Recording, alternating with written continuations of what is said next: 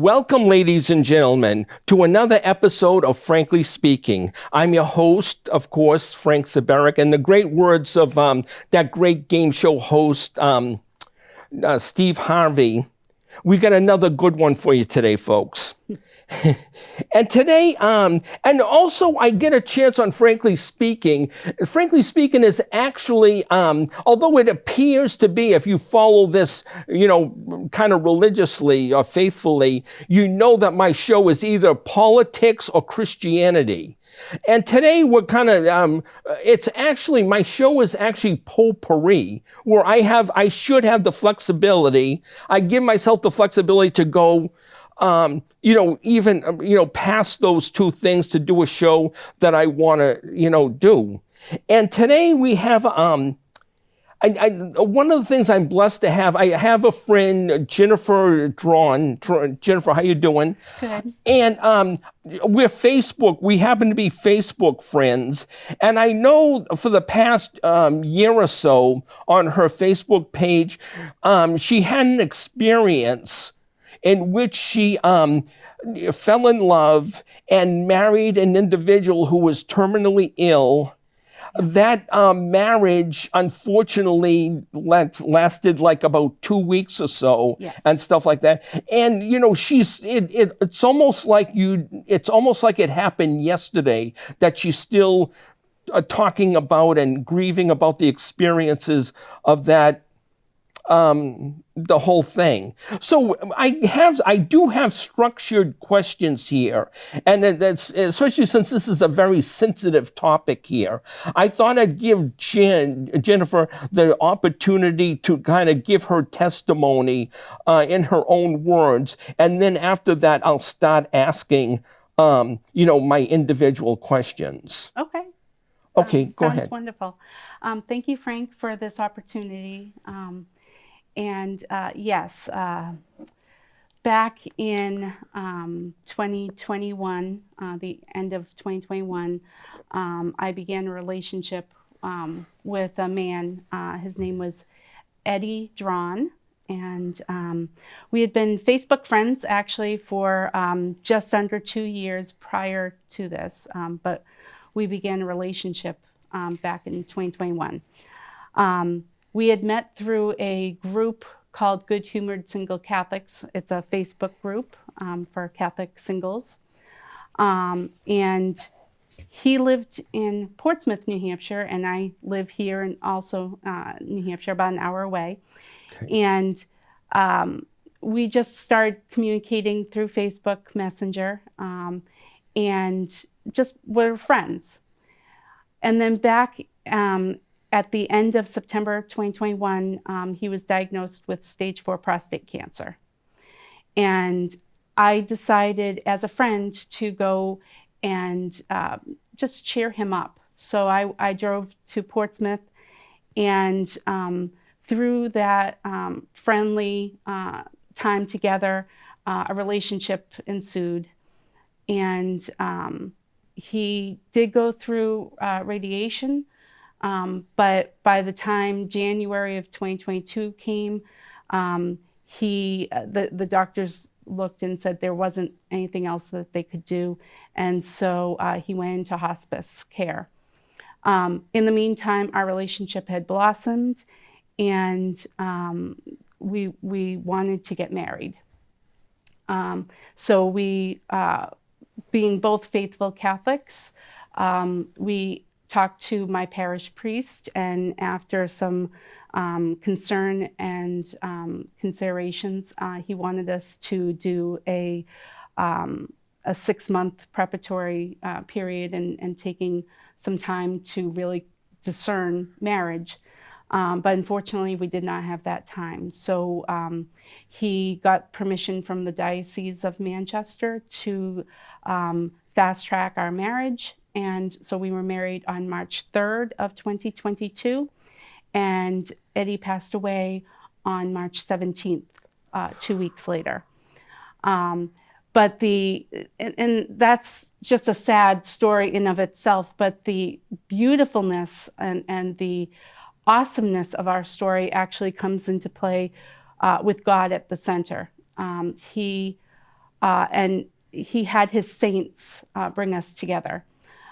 We tell people that the saints were our matchmakers, and saints are people who are up in heaven with God and who lived a life worthy of imitation here on earth. And through the intercession of Saint Therese of Lisieux, Padre Pio, Saint Rita of Cassia, and others, and especially Saint Joseph, we were brought together, and there were different dates that corresponded through our relationship. One being we were engaged on the feast day of St. Agnes, and St. Agnes is the patron saint of engaged couples, unbeknownst to us. We did not plan that. We got our marriage license on the feast of St. Valentine, on Valentine's Day. Wow. That was not entirely planned by us. It just happened to fall that way. And he died on the feast of St. Patrick. And on the day of the wake was also the feast day of St. Leah of Rome. And she is not a very well-known saint in the traditional calendar. Her feast day fell on the day of the wake. But she is the patron saint of widows. So looking at all of that, I saw the hand of God in our relationship and our marriage, and even afterwards as well. So that, in a sense, is the very brief introduction to our story. Okay, wow. But you don't have any animosity or anything like that toward like the Catholic faith or the saints, that a miracle didn't take place and he got delivered from his cancer? And no, so we did pray for a miracle, and we held on to hope for the entire time up until the moment of his death. We were praying for a miracle.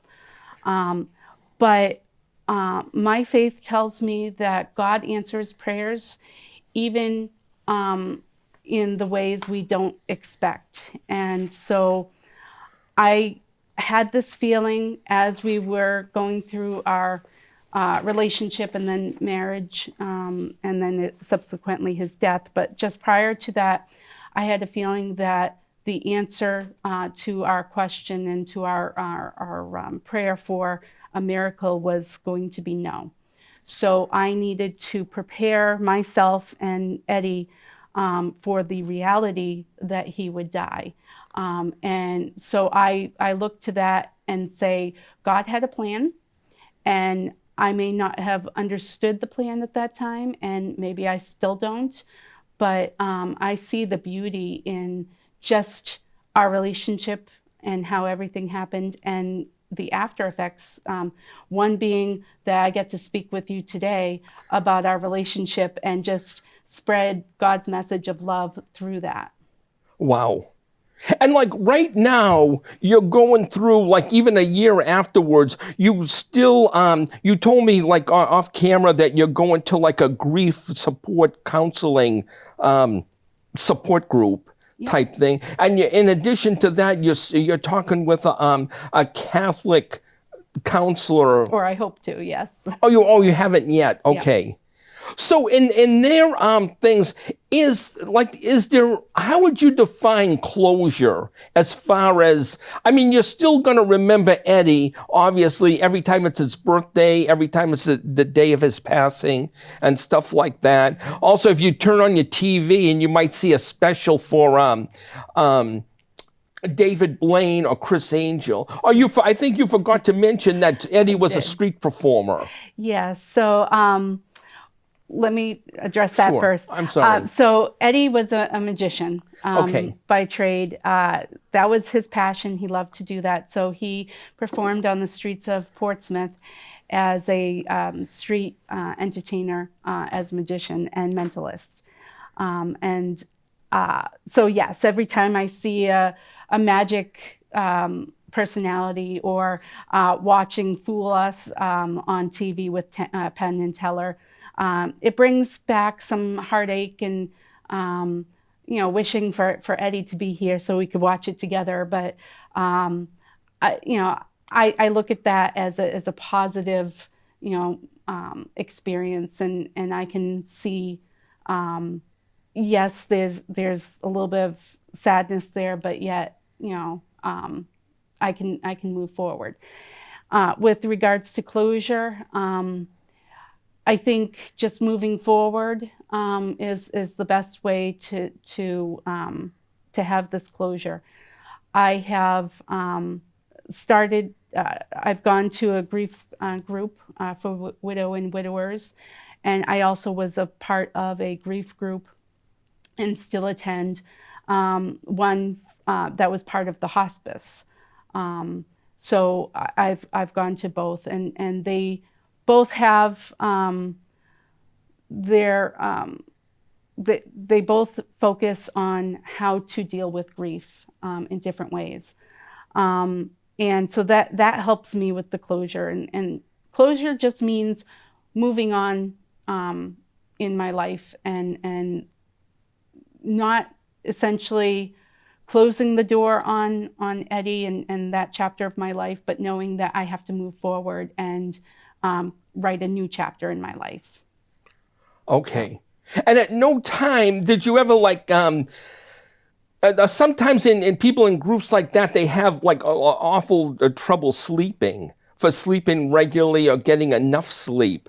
Did you ever have to get pills or something, like medications for that, or maybe not eating right or anything like that? No, I mean, it took a while.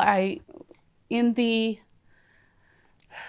aftermath, the immediate aftermath of Eddie's passing, I know that I was in shock, and I lived with my parents, and so they were constantly saying, "Jen, you need to eat," and making sure that I was being taken care of. But sleeping wise, if I do have trouble sleeping, I put on some chanting, Gregorian chant music that I have on my phone, or sometimes, being Eddie was a magician, he actually had posted his magic on YouTube. And so sometimes I will watch some of his videos, just to listen and feel comfort. And I also have, it's going to sound childish, but that's okay.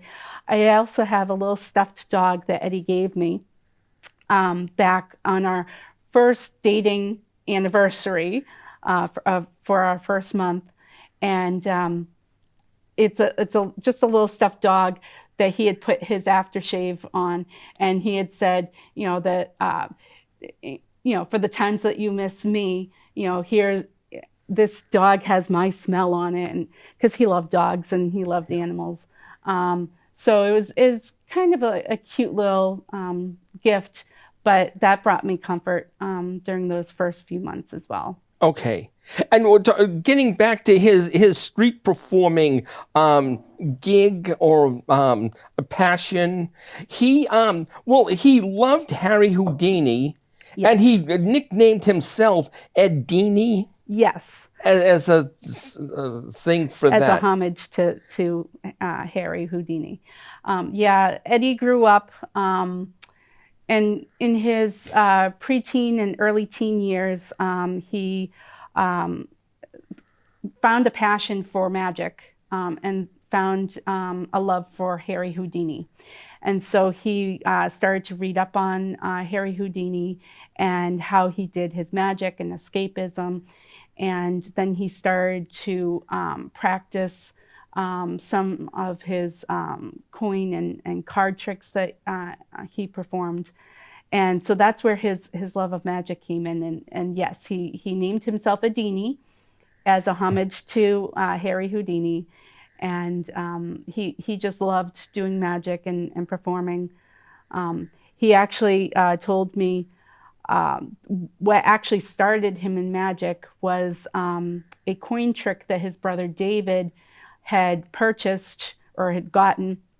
And so Eddie had actually traded David for this coin trick so that he could get the coin and learn how to do this trick. And that's what got him into magic. Wow. Did he ever tell you his secrets of how he did some of his tricks? He did. I'm sworn to secrecy. Oh, okay.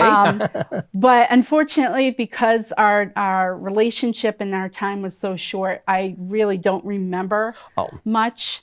There's only a few things that I do know how to do and or how he did them. But I can just look at some of his magic videos and try and figure it out and try and remember what he had told me. But a lot of it I do forget. Oh, okay, okay. But to the best of your knowledge, did he ever do the Harry Houdini Chinese water torture trick? So no, but Okay. he was into escapism, which is what Harry Houdini was involved in. And so he did have handcuffs and leg chains and all of that. And he would actually have people chain him up, and he would jump into pools and into lakes and escape from those chains in the water. So it wasn't the upside down in a tank, Yeah. but he did do escapism with chains and handcuffs. And Eddie was quoted as saying that, correct me if I'm wrong, that the greatest gift he ever got was somebody giving him a straitjacket. Yes. So he had begged his mom back when he was like 17 or 18 Wow. to get him a straitjacket for Christmas. And so he received that as a Christmas gift, I believe it in his 18th year. And he practiced on how to get out of the straitjacket, and that was one of his escapism tricks as well. Have you watched him personally get out of a straitjacket? When I met him, he did not have the straitjacket anymore. It was old and had, I assume he got rid of it at some point. But I have seen videos of him doing escapism things, and it's really interesting to see. With the straitjacket, I don't know if there is a video of him in a straitjacket. I know there's a couple pictures, but it was very interesting to see, and I have seen other magicians do it. Now, your first face-to-face meeting with Eddie wasn't exactly love at first sight at Olive Garden in Portsmouth. Right. So, like I said before, we were friends on Facebook, and we started our friendship back in 2020, just before the pandemic hit. We had corresponded on Facebook Messenger, and I'm very cautious as to who I add on Facebook. So I said, well, you're close by. Why don't we meet up, and just so that I know who I'm adding on Facebook and we can just meet. So we agreed, and we met at the Olive Garden in the Portsmouth area for dinner back February 13th of 2020. Day before Valentine's The day Day. before Valentine's Wow. Day. And that was only because that was a day that we could both meet up. But I was stressing to him on Facebook Messenger that this is just a meetup. It's just to get to know you. And in his mind, it was a date, which is fine. Yeah. But so yeah, we met at Olive Garden, and he's a great guy. But yeah, it wasn't love at first sight for me. And there were a lot of things about Eddie that had I had just met him and didn't know who he was, they would have been like red flags, and I would have said, absolutely not. Yeah. But one being he had a mental illness. He had bipolar disorder. Another was that he had no car. So the entire relationship, I had to drive to Portsmouth the entire time. And he, because of his mental illness, he was on disability. So, you know, those things I would have said red flag, no way. Yeah. But in knowing who Eddie was and learning about him, his personality came through, and I fell in love with the man. Those other things, yeah, they're important, but they weren't that important as to stop me from being in a relationship. And so I learned to love Eddie as he was, through our relationship and our friendship first. And then, like I said, back in 2021, a year later, that's when we actually started our relationship. I see. I see. So, now I'm just assuming that Eddie at this point in time was like 40 something, and he was like a street performer. Mm-hmm. And I mean, I'm familiar with these people mostly. Like if I go to Boston, like through the Faneuil Hall area, there's a ton of people, street performers performing, and I have no clue. A lot of them seem more talented than actual like rock and roll singers and stuff like that. And saying it's too bad somebody didn't discover this person and they could, maybe hit the big time and stuff like that. Right. So I have no clue how many. It looks like a person puts like coins or a couple bucks in the little kettle that he has going for him and stuff like that. Yeah. But between that and on YouTube, I couldn't help but notice like on his sleeping hypnotist thing. And a lot of people have sleeping things like yours truly. And, they wouldn't mind watching the whole thing to get, to get hypnotized and hopefully get, enough sleep and stuff like that. Yeah. And I couldn't help notice that his views had a couple thousand views to a lot of his thing and a lot of his magic tricks too, his sleight of hand. Did YouTube compensate him for if you get like a couple thousand viewers, or did he ever explain that to you? So I found out about that after he passed. Yes, he was a street performer, so he would be on the streets in Portsmouth, usually from spring to the fall, on Friday through Sunday nights. And that was his passion and his love, and his like little job.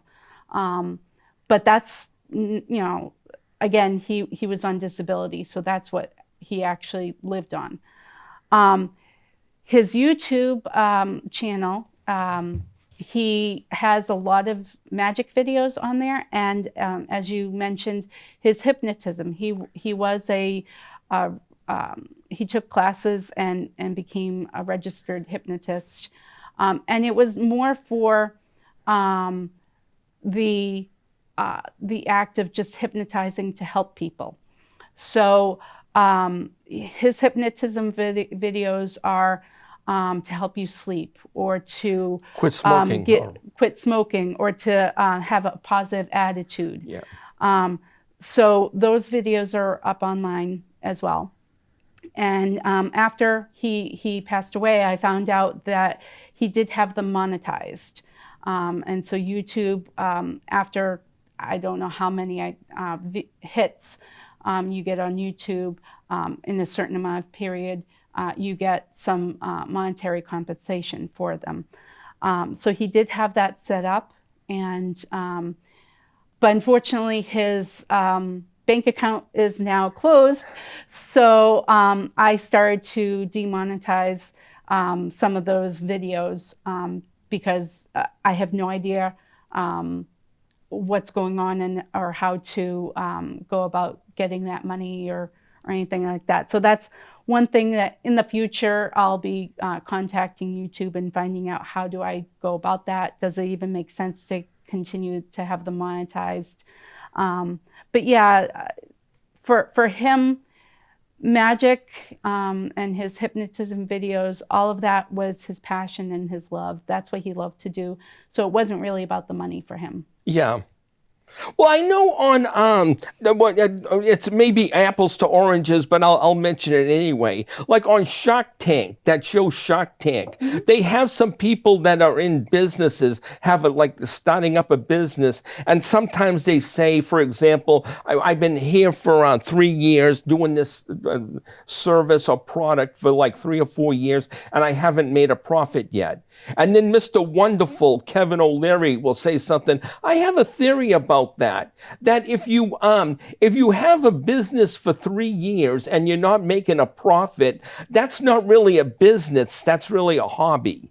And I'm just curious. I have no idea how Eddie was sustaining himself before he met you. But like he was paying rent on his apartment, no problem, and taking the bus okay. And Well, like I said, he was on disability because of his mental illness. so, He that was his living income, okay. and then he lived in public housing, Oh, and so that's that helps. that Yeah. was his apartment. So I mean, if you looked at his life, one might say that he was a poor man, and that's okay. He grew up poor, and he grew up in Florida, and came here to New Hampshire. But yeah, and I grew up, not poor, but more middle class. All right. So it was a little bit of a different culture for me, Yeah. seeing how he lived and how I lived. But yet, to me, it wasn't the money, and it wasn't, he was able to get by, and as long as he was happy, and as long as he was able to have a fulfilling life, I think that's what's most important. Definitely. Well, he definitely died doing something he loved to do. Yep. And then meeting yourself, I think he died with the hope of saying that, there's hope for us all. That, Yes. to get married, fall in love with somebody you love, and also die what you love doing. Instead of like making that a hobby and try working at a UPS or a FedEx or something like that. But maybe he never would have like lasted there because of his disabilities and stuff like that. And now, Right. even before his stage 4 cancer, he overcame leukemia, did he not? Yes, so he actually was in the process of dealing with leukemia as well. He had been diagnosed 4 years previous to that, and was taking medication to manage the leukemia as well. He had a very difficult health life, and yeah, it was, again, had I known this, back at the Olive Garden, I would have put a stop to everything. But again, to me, it was getting to know who Eddie was, and that became more important than any of the trials that he went through. I see, I see.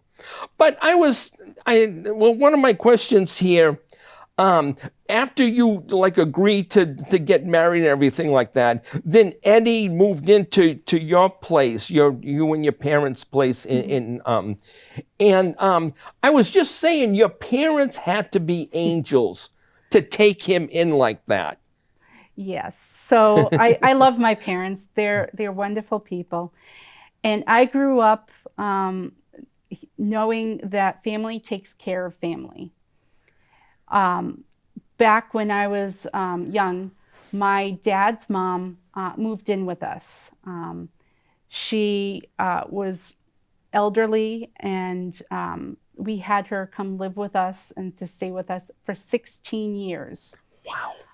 So I grew up with my Yeah. parents and my grandma, and it was wonderful. But eventually, we couldn't take care of her anymore, and so we had to put her into a nursing home for her safety.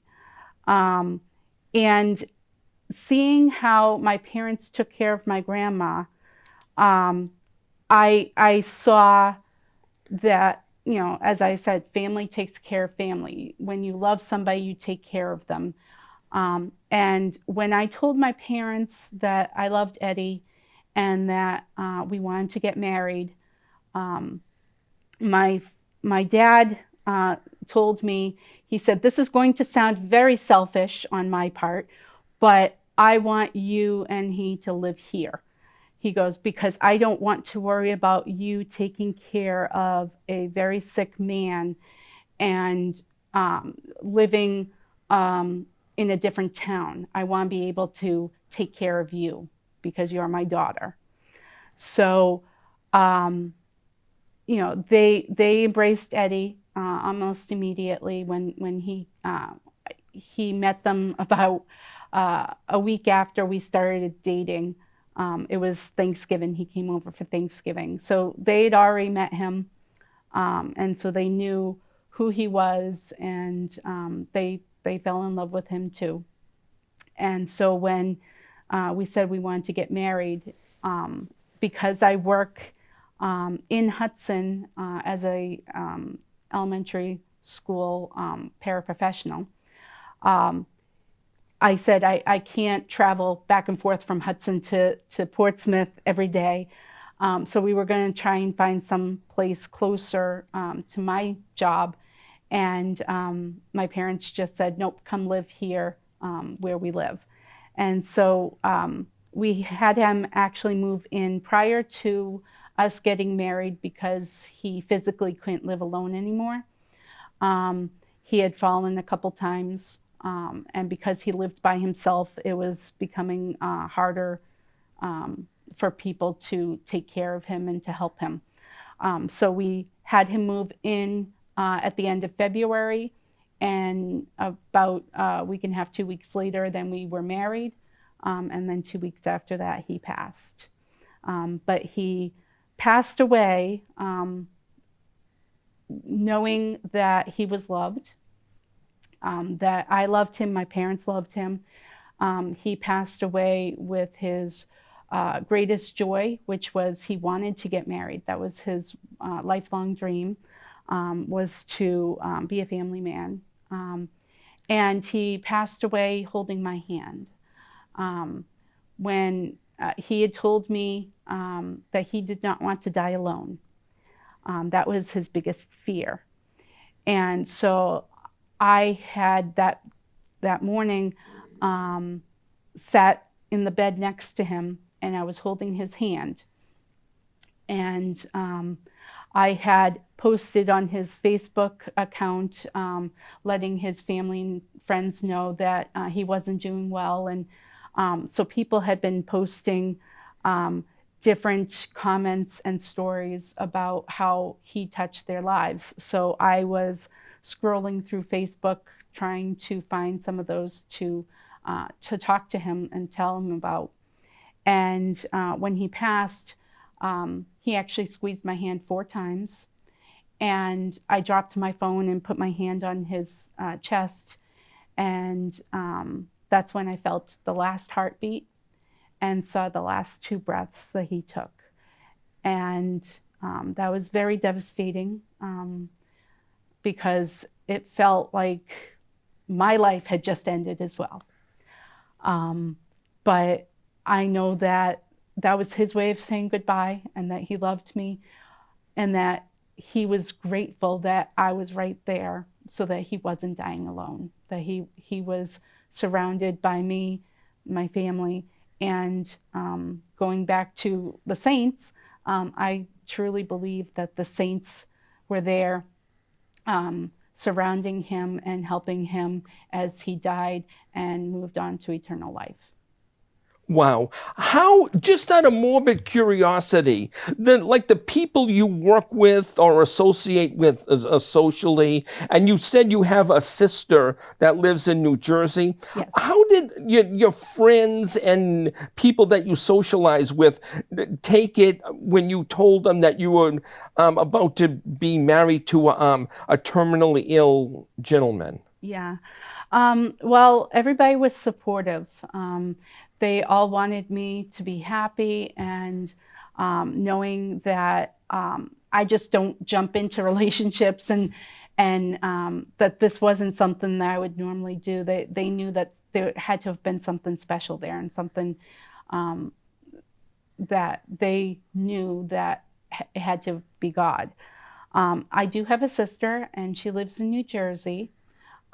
She was supportive, and she actually is the one who offered to pay for my wedding dress. Wow. When we got married, we didn't have a lot of money. Between my paycheck and Eddie's disability, that's all we had. So my sister sent me pictures via email and text and said, pick a dress and I'm buying it for you. So I actually picked 2 dresses and said, all right, first choice, second choice, because you never want to just go with one. You always want to have a backup. And the second dress came in first.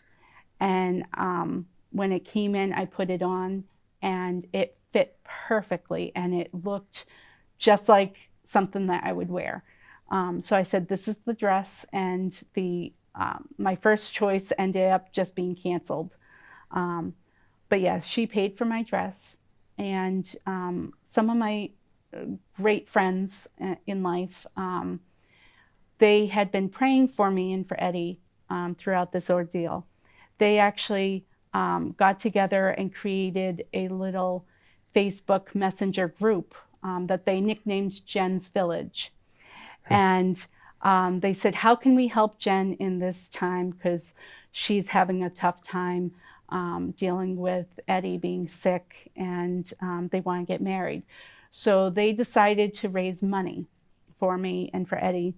And so they raised enough funds to purchase our wedding flowers. And my best friend, or one of my good friends, Alana, she's a florist. So she actually created the flowers for us and brought them to us. She did the wedding, and then they also had enough money for the funeral arrangements as well. So I did not have to buy any of the flowers for our wedding or for the funeral. My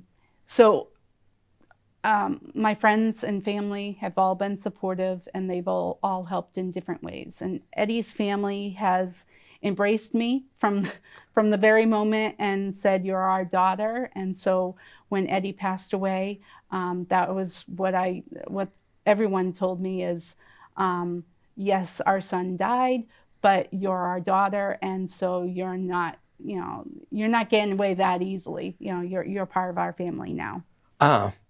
I almost forgot.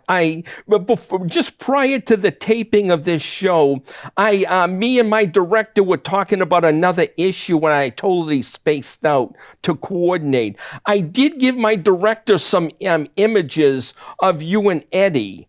I don't know if he can hear me or flash them, and we could talk about them, or if I just have to let that go.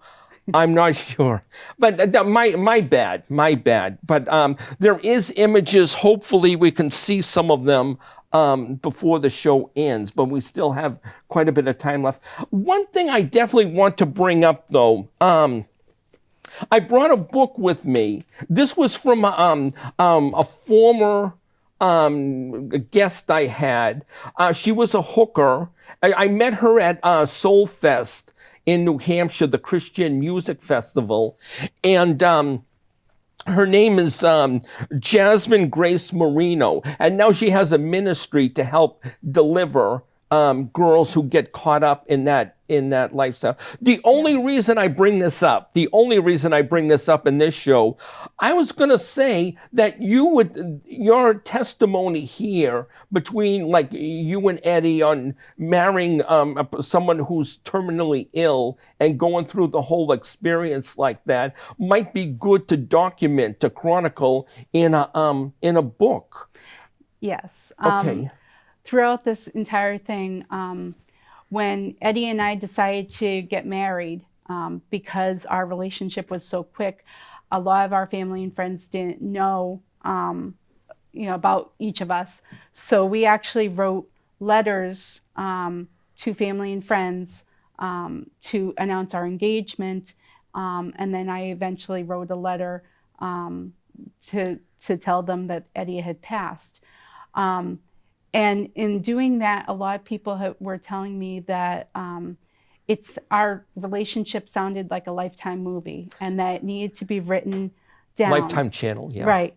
So I have been chronicling and documenting throughout our relationship, and then the after effects, and writing down our story. And my goal, God willing, is to write a book about our story and how the saints played a role in bringing us together, and how they are still together, and helping me deal with the loss of Eddie as well.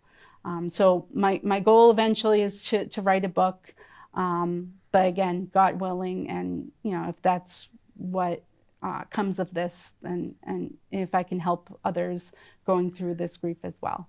Yeah. Well, I mentioned to you earlier, I mean, people probably have different suggestions. It would be make a perfect Lifetime movie channel, one of those type movies, made for TV movies. But when I look at it personally, and I'm a little bit older than you, I don't think you were even alive in 1970. No, you weren't. And in 1970, there was a great movie called Love Story. And it's the main character played by Ali McGraw. She played a lady named Jennifer, and she had leukemia and passed away and stuff like that. I thought that might be a good, granted, there's tons of differences between you and them, and stuff like that, and. But still, that might give you a good guide, a good perspective to work off of. And in the past, that was 53 years ago. Yikes, I'm old. But anywho, that might be something to work off of for the 21st century or the third millennium love story rendition. Although in your story, there's a lot of Catholic saints that you were tapping and stuff like that. So the Catholicism in your story may not be sexy enough for Hollywood to make a story of it. But I'm looking at shows like, for example, The Bachelor, The Bachelorette, Keeping Up with the Kardashians, the regular afternoon soap operas and stuff like that. That's not love. No, that's not love. That's lust. That is people having sex love. with, animals have sex with each other to make puppies or kittens or something like that. Right. And that's what I really feel is the difference between our story and, say, a Hollywood story, is that Hollywood tends to see love as just feelings. And to me, love is not feelings, it's a commitment. And it's more than just the feelings. You can feel like you're in love, and you can feel like you're going out of love. But to be truly in love is to truly be committed to the other person. One thing I never mentioned is that at the beginning of our relationship, when I first went over to just cheer up Eddie, one of the things I noticed is we were watching the movie Halloween, because it was around Halloween, and that was a favorite movie of his. And so I had jokingly said, well, you're going to have to protect me from Michael Myers, the killer. And so he said, don't worry, I will. And he came over and sat next to me and put his arm around me. And I did not get the butterflies in my stomach like I had previously with other guys I've dated, or that you would feel like, if you have a crush on somebody, or you think you are in love with somebody. I didn't have those butterflies. What I felt was peace. What I felt was joy and contentment, and just this feeling of, this is right. This is, I feel like this is perfection. and that's the difference that I found with Eddie and any other person that I'd been with, is that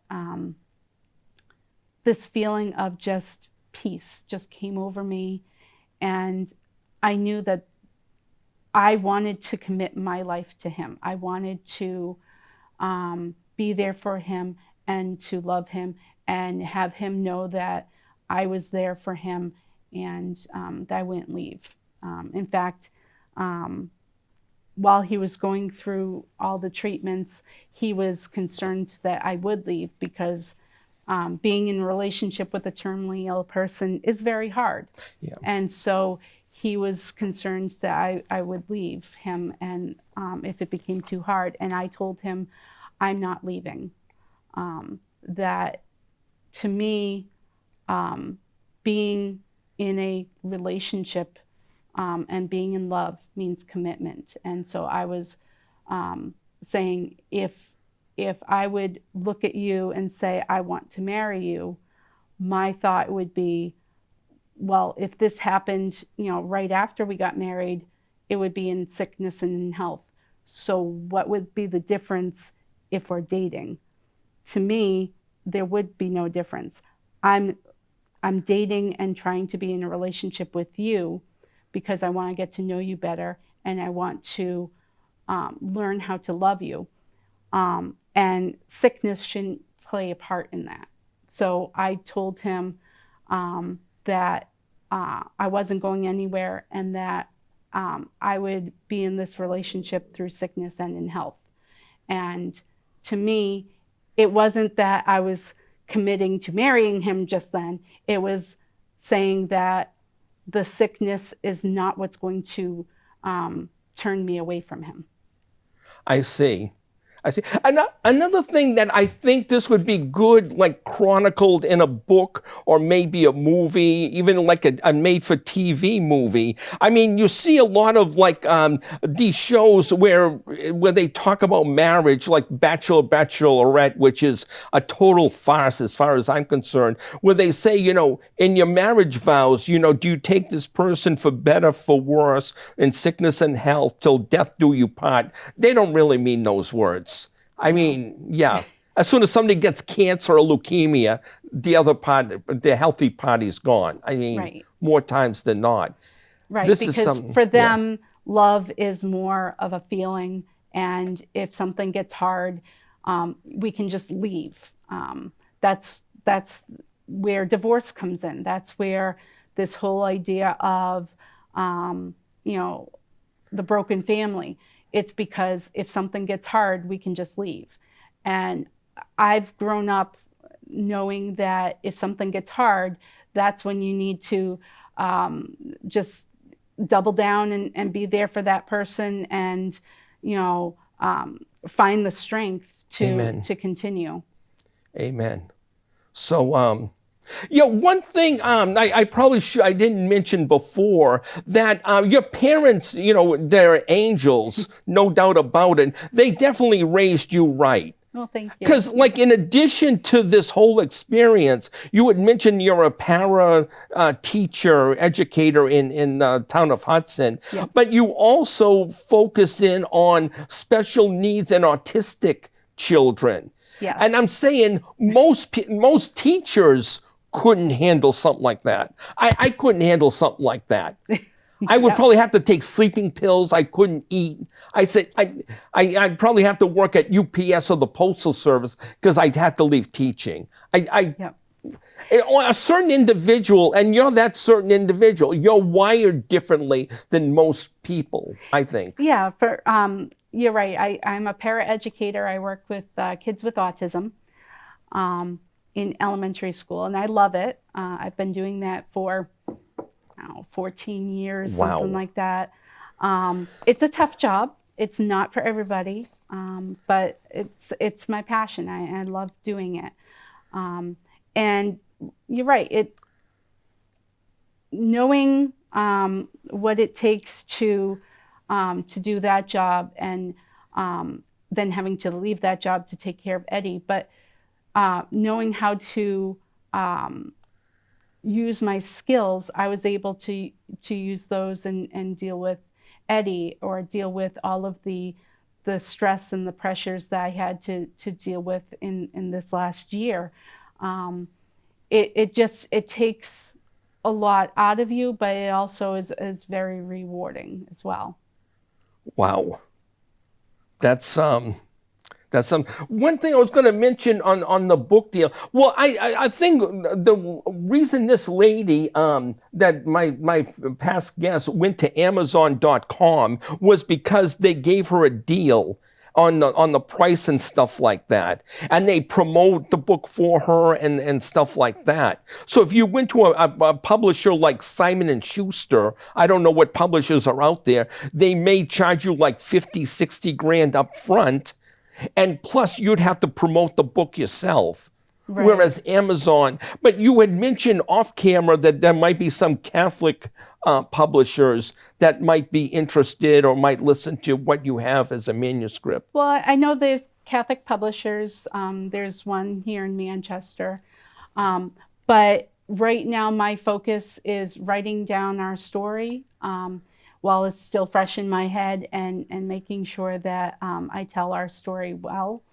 And then I'll look into, if it's God's will, to publish the book. I do have friends who have written books, so I would look to them and ask them what they would recommend, and see what is out there, and what would be the best way to go about publishing the book. But first, I want to write it down. I see. One thing I thought of too, one thing I thought that was interesting about Eddie, that you had mentioned in another thing that you sent me, that he had converted. He was originally like a Baptist, Assembly of God, and then he converted to Catholicism. Right. So he grew up in Florida and grew up in the Southern Baptist and Assembly of God churches. And he was very active in those churches. And he had a hard life in some aspects because his father had lung cancer. And so they had to deal with that for a while. But when his father passed away, he moved up here with his mom here in New Hampshire. And when he moved up here, he found a bookstore called, I believe he called it Mystical Rose. And it was a bookstore that was run by Catholics. It was a Christian Catholic bookstore. And so he started frequenting that bookshop and started reading up on saints. That's why I say the saints are our matchmakers. Yeah. And in reading about the saints, he started to get a lot of questions and wanted to know more about the Catholic faith. And so the bookshop owners spoke to him, and they invited him to come to their church. And then eventually they became his sponsors, and he became a Catholic. And so that's the short version of how he became Catholic. But yeah, if I was going to look at being in a relationship, I would want to have a person who's equally yoked with me. So somebody who is also Catholic. So that's why I know that the saints were our matchmakers, because they brought him into the Catholic faith, and he became very devoted to his faith, reciting the rosary and praying the rosary every day. And then me knowing how I was brought up Catholic, and I'm very devoted in my faith as well. And so because of that, we were brought together eventually. Yeah. And it would have been tough, unequally yoked, if he was still going to like a Baptist church service and you were going to a Catholic church service. That'd be like an unhealthy type thing. Well, time flies when you're having fun, eh, Jen? Yes, it My does. director has just informed me that I've got just under 3 minutes left. And I'm just going to say, thank you again for coming down here today and being a guest here on Frankly Speaking. And I'll definitely keep monitoring you on Facebook on my Facebook page. And if you write a book or something like that, if you go to the next level, so to speak, a magazine or maybe another TV show on the national front or something like that, I'll definitely have to have you on as a guest again to give us a progress report on how you're doing. And my prayers and thoughts definitely go for you, and hopefully that you can get closure in your life. Is there anything you'd like to add before we close out in the next 2 minutes that we haven't discussed, or you'd like to elaborate on? Or the only thing I would say is that I know that Eddie and I's story was a story that God brought us together, and it was my job to walk with him through his death, and I believe it's his job to get me into heaven. And right now, I believe that he is in purgatory. And so being his wife is my job to pray for him as he walks through purgatory and into heaven. And eventually, one day, I'll meet him in heaven. Amen. Amen. Well, one thing for sure, he's not, one thing, even if he's in purgatory, heaven, or whatever, he's not suffering anymore like he was here from the cancer and anything else he might have had going on health-wise in his life. So anyway, that's about all I got now for this episode, ladies and gentlemen. So if this show has been a blessing to you, please come back again, join us again for another episode of Frankly Speaking. Thank you very much.